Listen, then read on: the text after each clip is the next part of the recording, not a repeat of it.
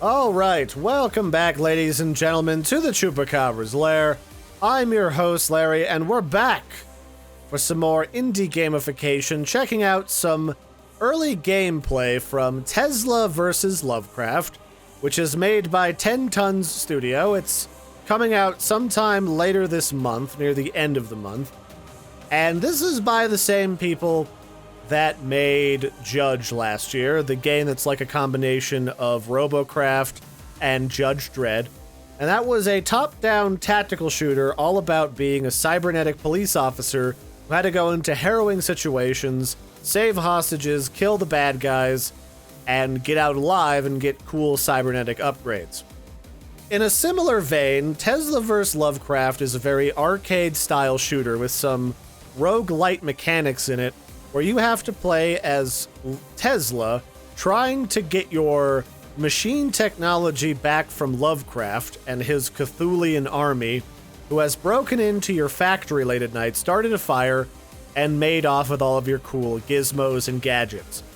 It's very much like a top-down tactical shooter combined with an arcade shooter where you get things like upgrades, random upgrades to weapons, different weapons. And then as you level, you get different perks like a roguelike that are randomly generated. So we're going to jump in here and see what all of this is about. Now, as you can see right now, there's a lot of levels in this game, starting over here with the first level that introduces you to some of the story, and moving you all across this Arkham area to try and get all your stuff back from the weird fish people. Because it's almost like fish zombies that people have been turned into. Culminating in the first showdown. Although I believe there's actually a fair bit more levels than this, but this is the first primary map that you find yourself in. So let's jump into, say, over here, the cult. Now let's go to Gardens of Providence. So most levels will start out a lot like this. You'll have your little pistol, and you'll have a backpack that allows you to teleport around with a little Tesla jump.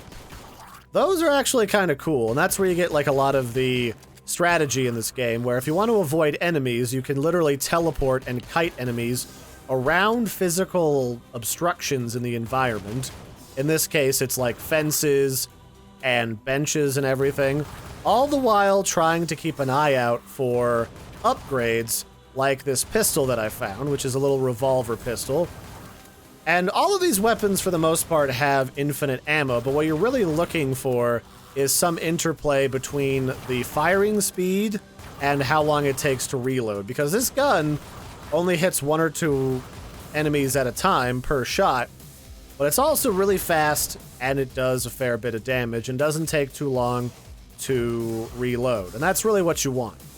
Now, you also have some other guns, like this Tommy gun, which fire really fast, but take a little bit longer to reload. And of course, my favorite, my bread and butter, which is the shotgun, which is a shotgun. And then, of course, you've got temporary buffs like fire bullets, which will make things light on fire. Those don't last very long, so use them while you got them.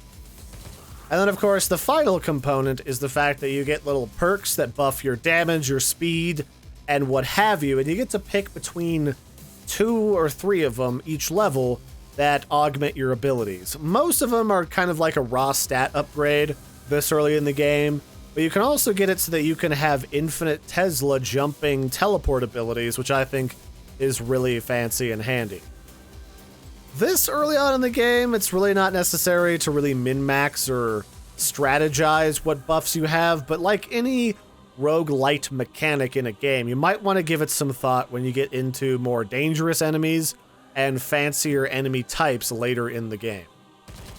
But I've pretty much already completed this level, so there's really nothing to worry about. So moving along here, we've got some upgraded threats to worry about. Mostly that there's going to be a whole lot more enemies in this particular environment. So each one of these is like a magical Cthulhu portal, and they all spawn these fish people. They kind of look like some Cthulhian, like zombies, where these used to be people of some variety that have grown fish-like appendages probably worshippers of Dagon.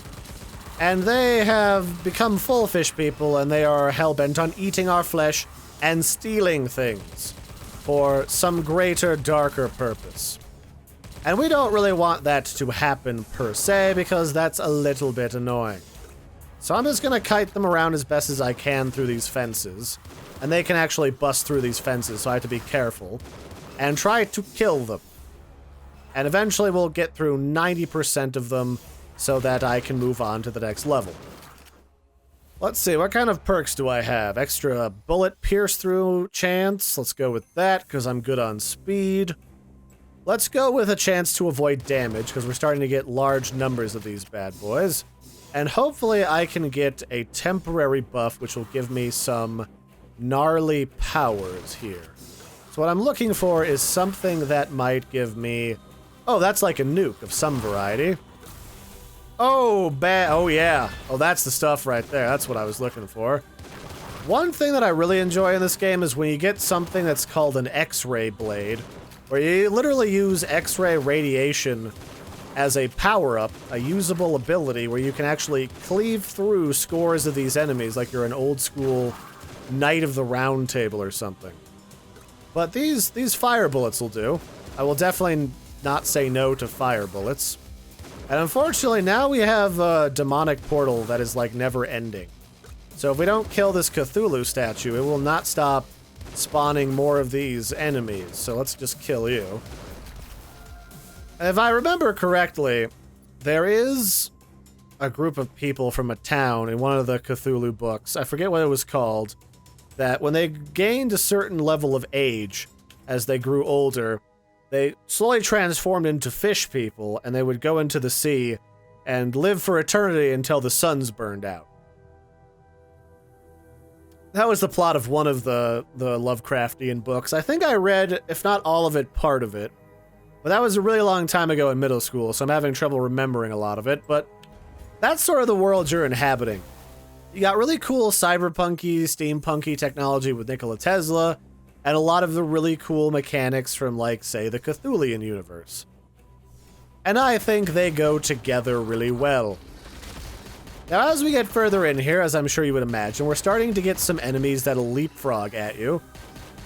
They're like gigantic abominations. They're certainly not friendly, I'll just put it that way. And we just need to make sure that we keep an eye on what direction they're about to leap into, because they're probably going to do a fair amount of damage to our character, which I would just as soon avoid, if it's all the same with you, fishy creatures.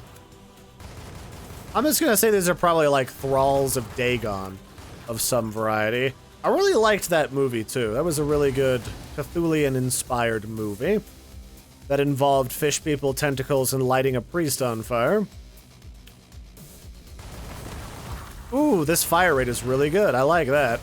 What kind of upgrades can we get? We got a shield over here. 2 shields. Those probably stack a little bit, I would imagine. I mean, no good game that's kind of arcadey with arcadey kind of roguelite mechanics is going to be complete without the ability to stack some of these buffs for greater effect. Ooh, we actually got all the way up to level 5 with that. That was really good. Let's increase our damage. Let's increase our fire rate. Ooh, that's gonna be really, ooh, yeah. Yeah, take it. Take it like a fish man, you giant Urkely abomination. Giant hulking monstrosity. Oh, I've got an AoE, too. That's even better. So I can combine that with the nuke to do all sorts of damage. Oh, yes, sirree, Bob. Oh, we're getting deep into the combos, the wombo combos now. So now my little pistol, my little snub-nosed pistol, has pretty much become a full-on Tommy gun machine gun. Let's figure out what the actual machine gun is like. Oh yeah, that's really good. I like that. We'll just annihilate this Cthulhu statue and all these other swamp monsters. But yeah, like, this game so far has already proven itself to be really satisfying in its physics and its shooting through fish monsters. I really like this so far. Like, I could say I recommend this game. And 10 Ton Studios has proven that they can make a really good top-down shooter. I know Judge was really popular, And I can definitely say that this game is right down that alley, because people love Nikola Tesla, people love Cthulhu and his tentacles that go in places on your body that you don't necessarily discuss with normal parts of society. So hey, we'll see where this goes from here. So we just unlocked Tesla's mech suit, the War Pigeon, and it's a powerful machine of war. Besides its twin-mounted miniguns, it is also equipped with powerful thrusters that can be used for travel, as well as weapons. Okay, I mean, I like mechs. Let's see what this mech suit is like. Oh yeah! Let's get it! Get some! I am the warlord! You cannot stop me, you peasant fish! I will destroy the elder gods and become the new king of all! Oh wait, do I have to I have to rebuild it now. Well, that's not terrible. So basically now I can find parts of my different mechs to power up throughout the levels and then use those as like a super perk if I start to get cornered or something. That's actually kind of smart. I kind of like that. Let's get some more chance for power-ups because I like power-ups. I especially like machine guns. I'm starting to like the Tommy gun a little bit more than I liked the shotgun. Probably because it's got a more reliable rate of fire that I can use. And, you know, it's a Tommy gun. It's that gun that, like, Scarface and everybody used. What is not to love about that? Okay, so now I can get back in my powerful mech and just absolutely pwn face. Yes, you fishy peasants. You do not know the power of the Tesla Lord. Or maybe you do. Maybe that's why the Elder Gods are getting involved. It's like, you need the help of Elder Gods if you want to survive Nikola Tesla. That's all I'm saying. He's a pretty beefy guy. So this is another power-up that I really enjoy. It's actually slowed time. That gives you increased time to work with when you are trying to defend yourself from the hordes. This early in the game, it hasn't proven to be nearly as useful. Simply because these aren't the most deadly enemies. Like, even just being distracted by providing commentary at the same time as killing everything, I'm not having any real trouble here. But, I mean, I don't know. It's kind of cool. I'm sure it'll be very, very helpful later in the game. When this stuff starts to become... Oh, yeah. This is definitely where I'll need the mech. Definitely where we'll need the mech. Okay. Okay, where's the rest of those mech parts? I could use them right about now. Yes, it's time to become the Untitled. Or the Mecha Lord, the Mech Master. Alright, that should take care of the respawns. Then as I come out of the mech, we'll just activate a literal nuke. And that should cover our bases. Yeah. No, I like this. It's very gory. It's very blue, glowing, purple blood everywhere. And I love every single bloody moment of it. Like, this has become a very good combination. Especially when you get to jump in the mech. Like, I'll be honest, when it comes to, like, cartoons and stuff like that, if it's got robots in it, that goes to the top of my list. Sci-fi that's about what it means to be human, bottom of the pile. But combine that with robots and we've got a match made in heaven. So what do we got for upgrades? Let's get some more weapon damage. Let's get some more weapon damage. Let's get some... Avoid damage chance, weapon damage. Weapon fire rate sounds delicious. And then one more piece and we have our mech back. I guess really this is just becoming more of a wave defense game where you're just trying to survive waves and waves of enemies using Nikola Tesla's powers. And so far, top notch. I fully recommend this game. Check it out for yourselves. It's coming out later this month, so I guess I'll have to link the game's website since we're allowed to start posting preview footage now that I've got a copy. And once the game is out in full release, I'll probably play a lot more of it and do like a full review.